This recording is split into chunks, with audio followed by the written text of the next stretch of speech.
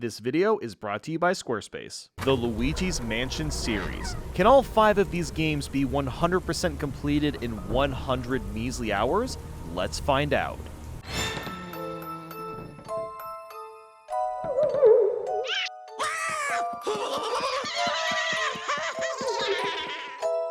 Before I even began this marathon, I spent the first week practicing. Out of all these videos I've made in the past, this was the first one where I wasn't very familiar with the games. I've played every Luigi's Mansion before, but it's been at least 4 to 5 years, so I don't know them off the back of my hand. So what I did was play the first 2 games all the way through and made some spreadsheets to help me remember things. I am so glad that I did this, as I would have gotten quite lost without the practice. So after about a week or so, I was feeling ready. 100 hours, here we go! And next thing I knew, things kicked off with Luigi's Mansion on the GameCube. In order to 100% this, I need to catch all the portrait ghosts and catch all 50 boos. I'm also going to go for an A rank, which means I have to collect 100 million G. The only thing I don't have to do is get gold frames, which boils down to taking 10 or less HP during the boss fights. It doesn't add to the save, and is also not a part of the rule set for speedrunners, which is what I base the 100% requirements off of. You may also notice that I'm playing the regular mansion instead of the hidden mansion, which is a harder version. The reason I picked the regular one is because I'm just not that good at this game, frankly, but also because it would naturally take longer to complete. With the hidden mansion, you can suck up ghosts much faster, which would likely save me time and make this 100-hour challenge easier. So I wanted to ensure that I make this as tough as I possibly could. So what is Luigi's Mansion? Well, Luigi goes into a mansion. I know, shocker. And what he does is suck up ghosts to save Mario Ghostbuster style. Almost immediately, you meet Professor Egad, and he gives you the poltergust. This is used as a flashlight and vacuum. You'll flashlight on ghosts to stun them, and then suck them up into a box that seems to have an infinite amount of storage. It's a very simple idea, but is executed incredibly well. It just feels good to do. And the reason for that really boils down to using the GameCube controller. These ridges that the joystick makes contact with speak volumes for the game feel. To suck up ghosts efficiently, you have to not only aim in the opposite direction they're running, but also kind of jiggle your thumb like you're squeezing the ghost in. These extra ridges create this really impactful physical feedback, because you'll see the ghost HP go down faster with the more accurately you move. It's honestly crazy that this is the only Luigi's Mansion that really got this right. The other ones really simplified the mechanic, but we'll get to that later. As someone that's not familiar with these games, it's kind of insane how much you have to pay attention to collecting money. There are so many little things you have to remember to get an A rank. The biggest factors are getting most of the gems, watering plants, and catching the speedy spirits. Now, most ghosts are pretty easy to catch. You just kind of find it and suck it up without much thought. Speedy spirits, on the other hand, are a different story. These are blue ghosts that hide in specific spots at specific times during the game. And if you flash them with your light and don't start sucking them up right away, they disappear for forever. This is a problem because these ghosts give out a ton of cash. There's 15 spirits to catch, and while you don't have to get all of them for an A rank, you do need to get a large chunk of them to have a shot at getting an A rank. Let me put it this way. There's a total of 142,390,000 G that you can collect. You need to get 100 million G for an A rank. That means you can only miss 42,390,000, or about 33% of cash. Because any more than that, and it's impossible to get an A rank.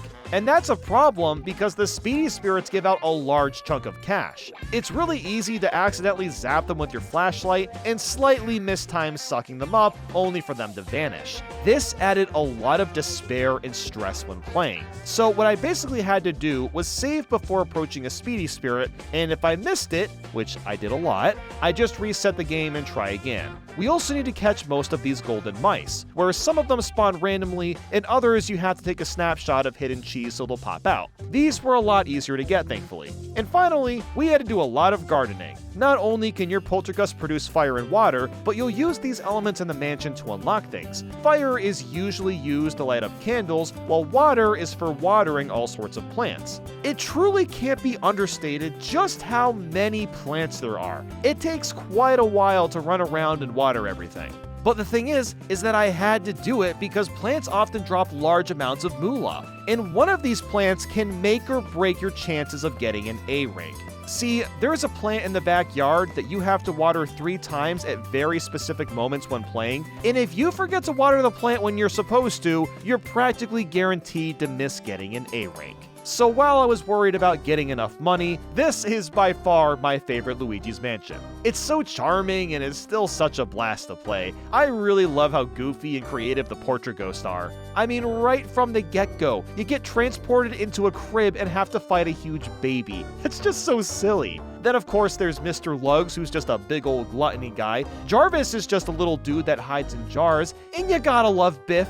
Bro is still bodybuilding even when he's dead. That's honestly pretty based. And then there's the puppy ghost. I always feel so bad having to suck him up because he's whimpering. Oh, I'm sorry, doggy. It's gonna be okay, don't worry. And look at the background when fighting Boolossus. You cannot tell me this isn't just the PS3 intro startup, because it basically is. I just love how distinct all these little bosses are, and each of them have their own different fighting styles too. And Luigi is just adorable in this game, with the way that he waddles around and shouts, "Mario!" all the time. There's something so special about Luigi saying, "Oh yeah, oh yeah, oh yeah, oh yeah, oh yeah," over and over again while sucking up every ghost. At a certain point, I unlocked all the boos. Now, of course, I need to catch all 50 of them, but there's a bit of a dilemma with that. If you've played this game before, then you'll already know that catching boos with a lot of HP is super annoying. They tend to run away after like 5 seconds, and you have to keep going in and out of rooms to catch them. It's a big pain in the butt. Thankfully, that's where practicing ahead of time is going to save the day. I'd like to introduce everyone to a technique called R pumping. It's a lot simpler to do than you'd think. So basically, when you're normally sucking up a boo, you just hold the R button and it slowly gets sucked in. With R pumping, you'll also hold the L button while holding R, and then you'll push R every 10 or so digits on the boo's health. What this does is help lock the boo in place. It makes it much easier and quicker to suck up. Speedruns that have mastered this technique can suck up boos with like 300 health in one go, which is insane. Now, I never got that good at R pumping, but I was able to knock out like 100 to 150 HP in one go, which saved me a lot of running around in the long run. So a big shout out to Fire Dragon since they speedrun this game and for teaching me about this technique. I really appreciate your help. There's 4 areas in the game, and once I finished Area 2, I had like 26 million Gs, which is really solid. It might not seem that great since I'm about halfway through the game at this point, but you get most of the money at the very end, so I was super happy with the progress. Something else I love about this game is you have to collect a bunch of Mario's clothes, which makes no sense because he's still wearing them when you see him in the painting, but whatever, I don't judge Nintendo's decisions. Some of his clothes are found in random spots, while others canonically make sense. Like, you find Mario's hat in the laundry room, haha, very clever, and then you gotta collect one of his stars, and it's in, hold on, it's in space? Yeah, this room is super different and really bizarre compared to the others. You walk on this translucent path and just collect Mario's star. And this really adds to Luigi Mansion's flair. It really defies your expectations and throws things for a loop in what's normally a standard-looking mansion. But you know what would have been nice? Having names of each room on the map screen. This isn't a big mansion by any means, but I haven't played this enough to have memorized where every room is, so there were a few times where I had to run around like an idiot before realizing where to go. So after some time, I got all 50 boos and was taking on King Boo. I love how you're kind of fighting Bowser, but also not really at the same time. This is a pretty simple boss fight, but it's fun for what it is. So once he was defeated and Mario was saved, it was time to find out if I got enough money. And thank God I secured 108,030,000 Gs. So it was more than enough to get 100%. It took me a total of 4 hours and 13 minutes to finish, which was about the time I was expecting. I'm really glad I practiced a bit before going in. Playing faster could potentially save this challenge, because let's not forget, I only have 100 hours to finish all 5 games, and time gets chewed up when I'm sleeping too. Which means it's time for us to dive right into the 3DS version. To 100% this, I need to catch all the portrait ghosts, catch all 50 boos, and get an A rank, which requires 100 million G. This is literally just a remaster of the same game, so of course I'm doing the same things again. Although technically, the 3DS game has an optional S rank where you have to get 130 million G. However, it's impossible for me to get that because I'm playing the regular mansion again, whereas you'd have to play the hidden mansion to get the S rank, seeing as it has more money included. So are there really any substantial differences between the GameCube and 3DS port? Well, yes and no. The game itself is virtually the same, all the secrets and stuff are in the same places, but there are a lot of small changes which we'll dive into. But the big difference is simply the fact that we're using a 3DS to move around. Now, initially, this might not sound too bad. We've got this little joystick that moves in 360 degrees, which seems perfect, but it is in fact not perfect. And after playing this, I really question why Nintendo thought Luigi's Mansion was suitable with anything that wasn't a normal controller. So, first off, the 3DS doesn't have the ridges that the GameCube controller has, so you don't feel as much visual feedback when you're sucking up ghosts. That alone makes the controls feel worse, but that's not the real issue here. The problem is that my hands were cramping up constantly because of how much you have to mash away at the joystick. It is incredibly uncomfortable to jiggle your thumb around for hours at a time trying to suck up these ghosts. The 3DS simply wasn't built for a game like Luigi's Mansion. My hand cramps were getting so bad that I actually had to take small breaks to rest my hand. That's how uncomfortable the controls are. And on top of that, Luigi auto-locks on ghosts now. Well, I guess that can be kind of helpful in some scenarios. It's mostly really annoying if you're trying to suck up something else or just face a certain way.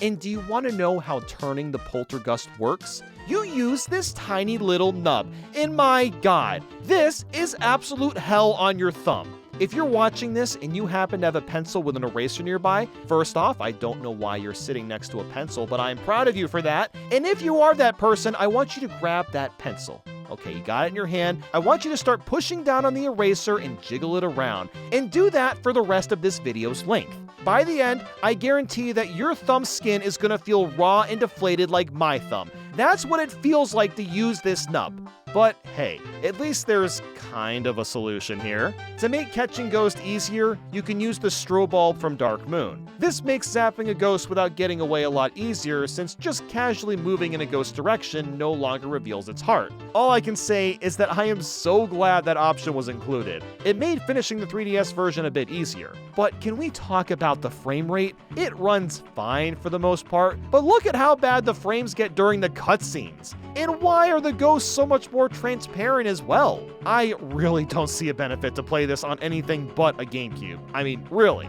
But I can at least appreciate that the map screen being displayed at all times is pretty handy. And you know what's really crazy too? Our pumping actually works in the 3DS port. You'd think that an exploit like this would have been fixed, but no, it functions exactly the same and made playing through slightly faster. But what has changed is a part of the story, because this game has co-op and Luigi makes a brief appearance, which is really odd, but the story itself now has 2 EGADs and they both exist in 2 different time periods, and at some point we're talking to the Dark Moon EGAD from the second game? What? There's really not much else to say about this port. It's mostly just weird small changes. Like, take Molasses here. For some reason, you can actually suction him towards the unicorn now, which is a really nice quality of life update. So, as you'd expect, I beat the game once again, and it took a total of 4 hours and 44 minutes. It was a bit slower than I was hoping for, but that's okay. I was ready to move on to the next game. Okay, 41.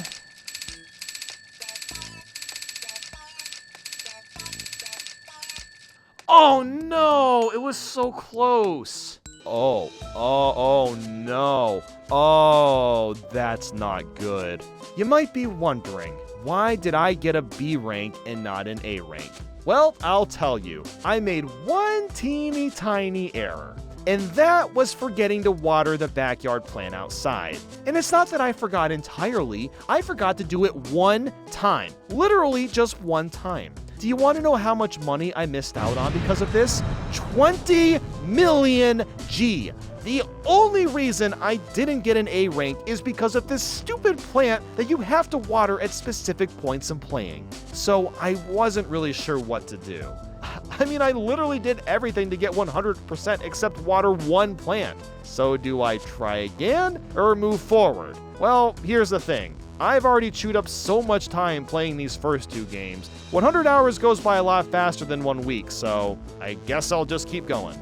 Let's take a quick moment to talk about our sponsor, Squarespace. They're the best and most powerful place to create the slickest websites. New to Squarespace is the Fluid Engine, a next-generation design system that makes it even easier to make a website. There's also Squarespace extensions that connect your store to vetted third-party tools to extend functionality, and the analytics page makes it easy to see who's visiting your site and where people are coming from. I've updated my site this year and added a small blogging section, where I'll write a bit about any specific game I've played. This month, I've written about Super Monkey Ball 2. So with that, go to squarespace.com/Nathaniel to save 10% off your first purchase of a website or domain. The link is in the description.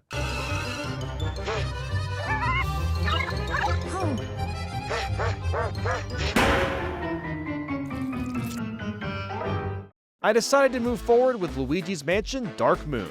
To 100% this, I need to collect all Poltergust upgrades, collect all 65 gems, and get all 32 boos. The only thing that won't be required to do is get 3-star ranks on the levels. They're not included in 100% speedruns, so I won't be doing them either. I'm also aware of the multiple Scarescraper ghosts that are exclusive to the Scarescraper mode, but that's not a part of the main campaign, so I'm not going to be going for those either. It would make this 100-hour challenge infeasible since the new ghosts show up completely randomly. To my surprise, the controls were a lot better than the 3DS version of the first game. I don't really know why, but moving around just felt more natural and better suited. But that's about all the highlights I've got here, because I really don't care for this game that much. It has two big flaws that make it a huge slog. For one, EGAD is constantly interrupting to tell you to do something, and when I say constantly, I mean that with all of my heart and soul. You'll play for 10 seconds, and then you hear ba ba ba ba ba da da bum, and Luigi pulls out his dual scream and he's all like, "Yellow?" And EGAD says some shit you already knew. Oh my god, dude. And look, I don't hate the idea of EGAD helping players with controls and clues. It's probably a good thing. It's just infuriating how often he interrupts and you come to a full stop every time. It's in fact so infuriating that I actually spent hours going through all this footage and I wanted to see how much time was wasted. I ended up talking to EGAD 106 times, which chewed up a whopping 18 minutes of time. Wait, only 18 minutes? Okay, that's actually not as long as I thought it was gonna be. But that's just one flaw with Dark Moon. There's another big one. Instead of playing through the mansion normally, the entire game is mission structured. This means that you'll do a couple of tasks and then get booted out to EGAD's lab. I can't understate how annoying this is, because half the time when you go back into a mansion, you have to retrace your steps to do a slightly different task and then repeat that 5 times over. Why can't the missions all be one big mansion? Dark Moon has 5 mansions to explore, which is great, but the horrible mission structure with EGAD interrupting just completely destroys the game's pacing. Dark Moon is not a difficult game. In fact, it's far from it. The gravy is all in the pacing. It takes forever to get through it all. And since I'm 100%ing this game, it's even slower because I have to get all the hidden gems. These are pretty fun to go for though. A lot of them are hidden well and require you to figure out little puzzles. After getting all the gems, you get these cool looking trophy statues, so I'd say it's worth going for them. The only gems I didn't like doing was this one hiding in this cheeky little corner at World C's boss, which is stupid easy to miss, and then this one in World D4. You have to play the entire level, which takes like 15 minutes, then go into this outhouse, and you have 1 minute to hit these ghosts with snowballs. The problem with that is just how bad the aiming is. Sometimes the reticle aims in the right spot, and sometimes it doesn't. The ghosts are barely on screen, and if you miss your shot, you have to wait the most painful 10 seconds of your life for another snowball to show up. And guess what? I missed out on the gem twice because I didn't finish on time due to the poor controls. But outside of those 2 gems being a little overdramatic here, I did like that they were included.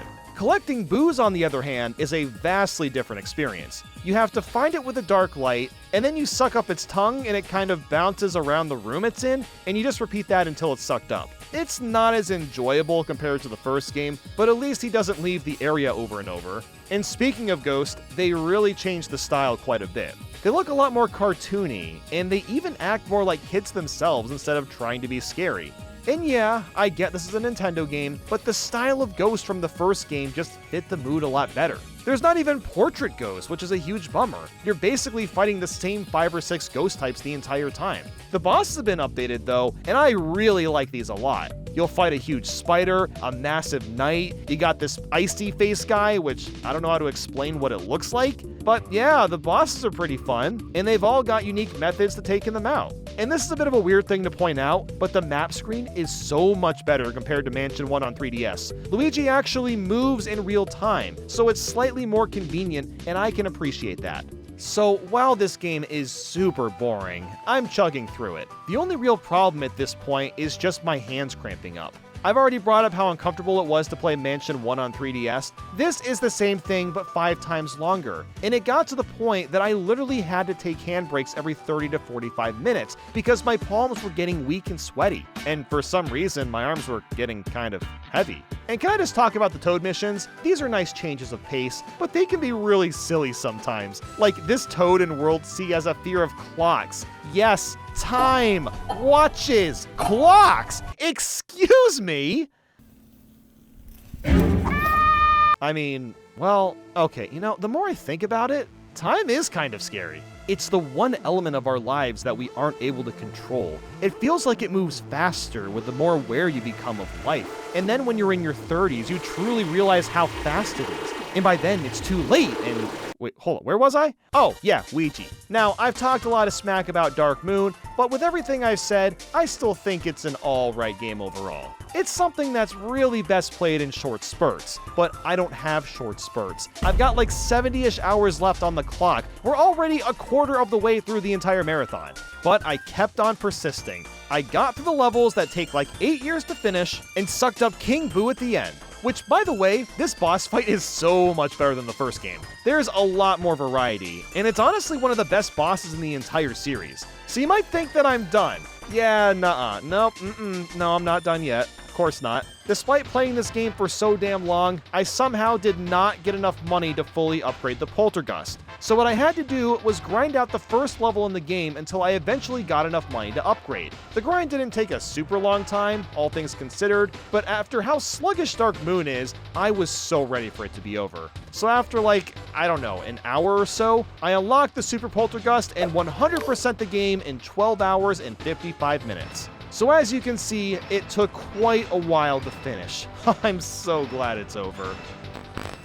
Except that it's not! I get to play the Switch version now! To 100% Luigi's Mansion 2 HD, I need to collect all Poltergust upgrades, collect all 65 gems, and get all 32 boos. Just by looking at it, it's obvious that this remaster does the bare minimum. The only reason I enjoyed playing this game more is because the graphics are cleaned up, the frame rate is consistent, and the Pro Controller is infinitely more comfortable to use. But otherwise, it's the same damn game. It's kind of wild that the graphics weren't updated to at least look similar to Luigi's Mansion 3, which looks incredible. But no, instead we got a remaster that feels like it's being emulated.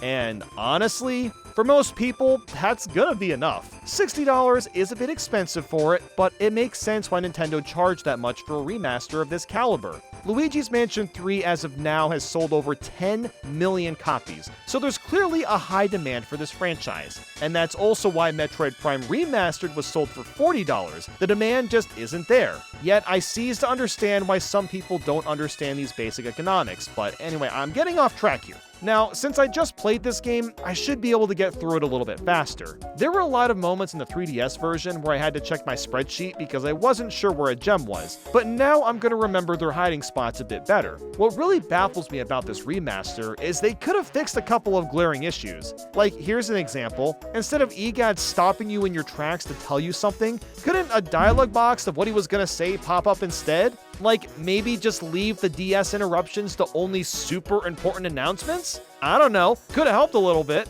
And then there's the whole mission structure. Nothing's changed about it, when this whole game could have been reworked to all be one big level for each mansion. Just those 2 changes would have made this an outstanding remaster, at least to me. Man, I gotta tell you, I was so ready to move on. It just felt like I was trapped in Luigi's Mansion 2 purgatory. No matter how much progress I was making, the end goal just seemed to stretch itself for as long as the eye could see. And it didn't help that I got stuck on the same gem from the 3DS version, although I think it was just me being tired and also a skill issue. But in general, I was playing faster, and I was also more aware of sucking up multiple ghosts at once. The reason you want to do this is you get a lot more money out of them compared to just one at a time. So by trying to do this, I only had to grind for like 20 minutes for the Super Poltergust compared to the hour on the 3DS. On top of that, I got the Super Poltergust before finishing the whole game, so that way the longest level and final boss would be easier. And boy howdy, the Super Poltergust is crazy! I couldn't believe how quickly ghosts get sucked up. The power and speed is so much faster. It was honestly a nice way to wrap things up, because I eventually finished with a time of 10 hours and 18 minutes. So while it was faster, I did not have much time left and needed to get through Mansion 3 as quick as possible.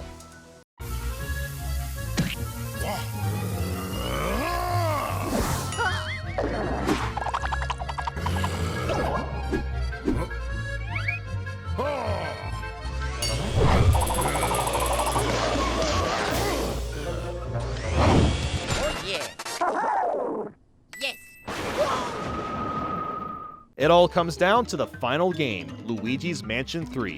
To 100% this, I need to collect all 102 gems, get all 16 boos, and get an A rank. All I can say is that I'm beyond thrilled to move on to Mansion 3. This game is freaking awesome, and it fixes pretty much every problem that the second game has. There's no stupid missions, portrait ghosts have returned, and EGAD doesn't interrupt you nearly as often. And it's just gorgeous looking. Like, legitimately, some of these cutscenes look like they come out of a movie.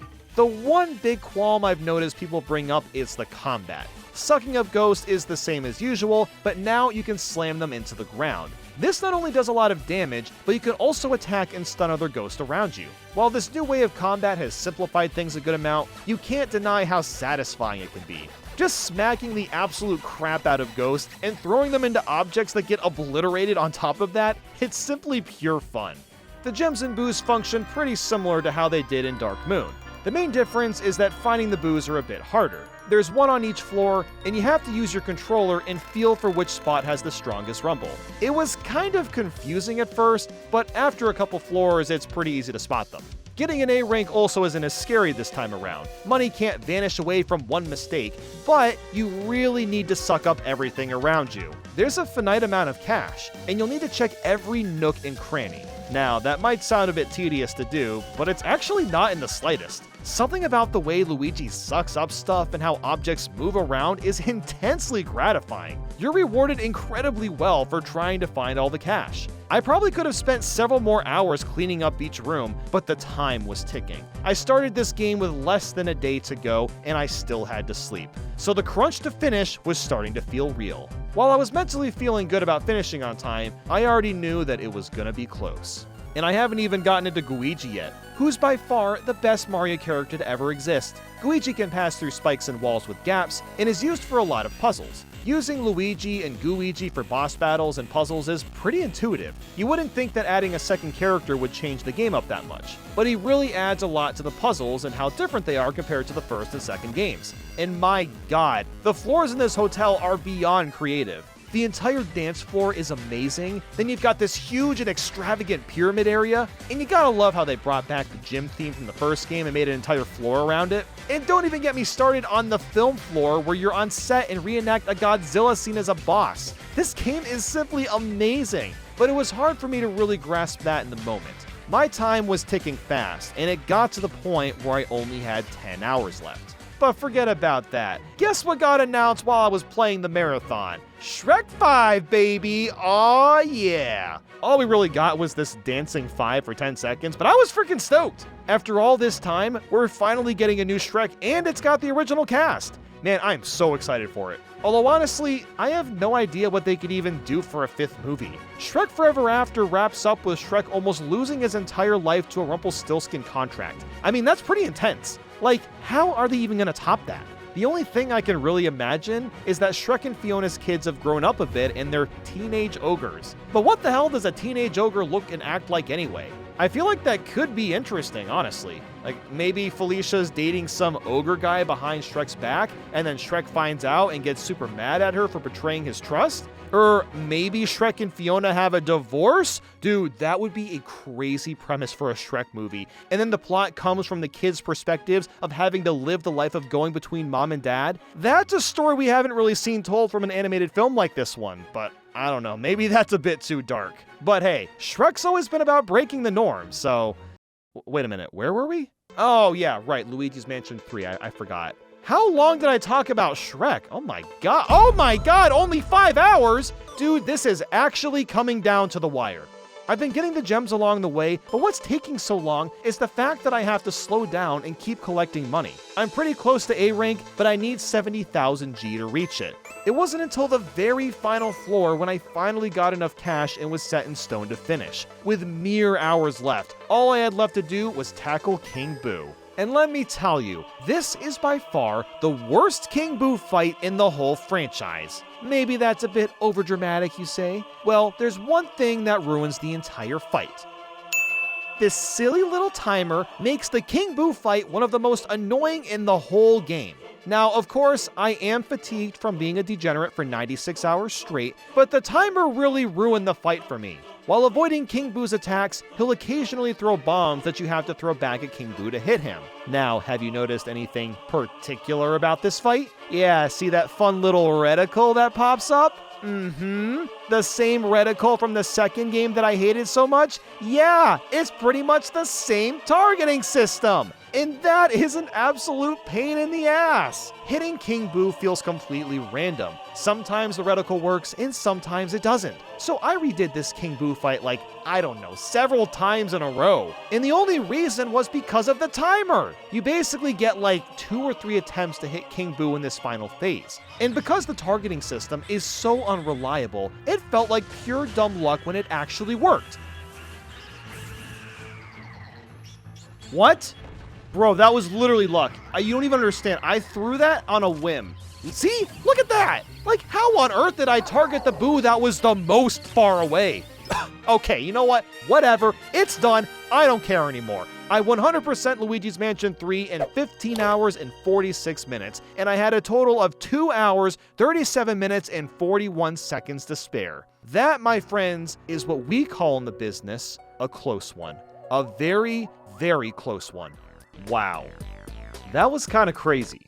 I'm still kind of bummed that I missed getting the A rank in the 3DS version of Luigi's Mansion. So I guess I technically failed the challenge because of that. But I still feel like I did as well as I could, given the amount of time that I had for this. And with that, thank you all for watching, and I hope you're ready for a smashing good time with the next marathon. I'll talk to you guys soon.